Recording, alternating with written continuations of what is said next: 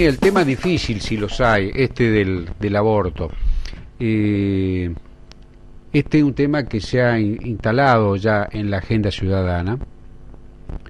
Si bien hace muchos años que pequeños grupos han venido reclamando una modificación del régimen actual sobre el aborto, pareciera que la situación política nos va llevando a dar ese debate.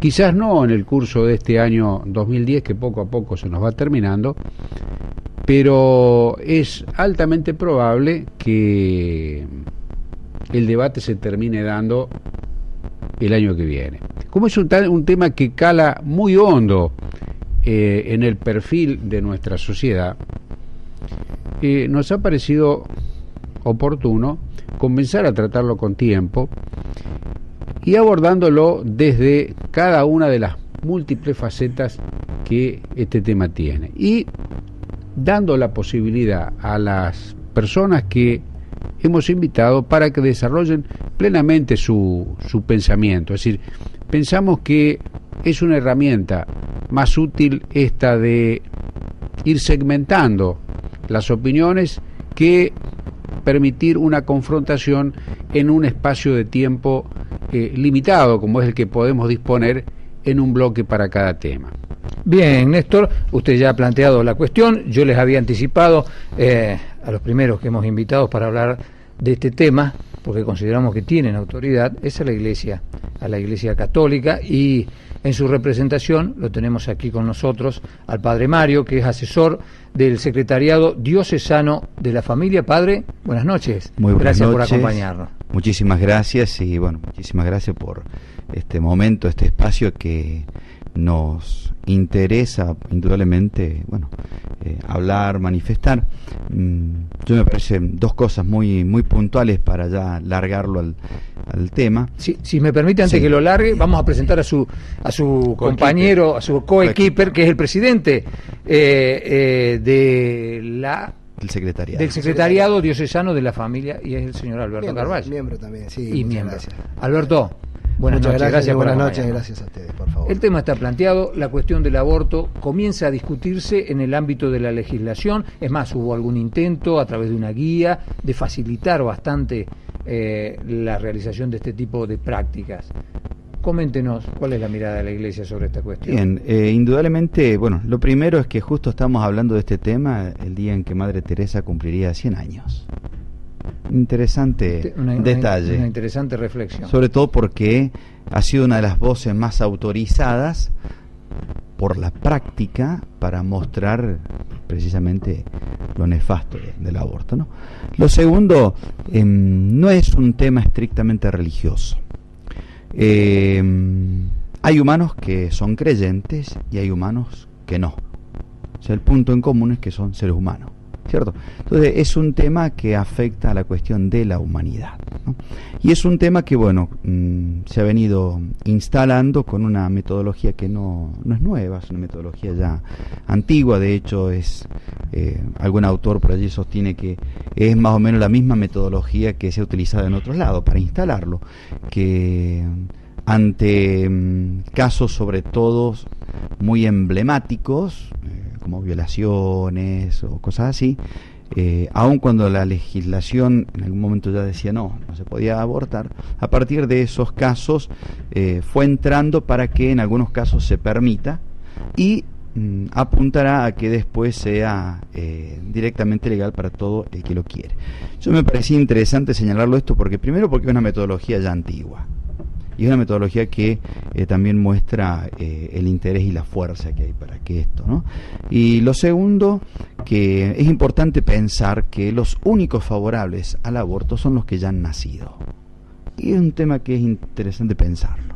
Los únicos que son favorables al aborto son los que ya nacieron. Padre, no es una consideración menor. No es menor. No es menor. Padre, lo que usted plantea, la verdad que es muy difícil, aun poniéndonos en la idea de expresar preguntas de aquellos que estén en contra de esta mirada que usted hace. Es muy difícil estar en contra de este planteo que usted hace. Sin embargo, en términos de teoría. Pero si vamos a la práctica, ocurren situaciones en la vida común, diaria, donde aparecen, a los ojos de muchos, justificada esta práctica. Digamos, claro, una jovencita de 13, 14 años que resultó violada, por ejemplo, y algunas otras situaciones similares. Desde la Iglesia, ¿les parece que se debe contemplar estas situaciones o debe primar el principio de no al aborto? No matar. Aparte hay una cosa de sentido común, o sea, sería interesante ver dónde, cómo, quién es capaz de sostener que a una víctima, ¿no?, a una víctima se la sane victimizando a otro. ¿Se entiende? O sea, vamos a suponer una persona violada, ¿cierto? Que evidentemente está mal, eso es de sentido común, ¿cierto? Y el hecho de decir, bueno, para que, no sé, no sufra o lo que sea, no le quede trauma, como por ahí algunos decían, vamos a permitirle que aborte. Hay una concepción muy, muy falsa, que ni siquiera es religiosa. O sea, extraer una vida de una mujer no es una cuestión así nomás. Aparte hay una víctima. Fíjense qué cosa rara. El violador va a la cárcel, si es que lo agarran.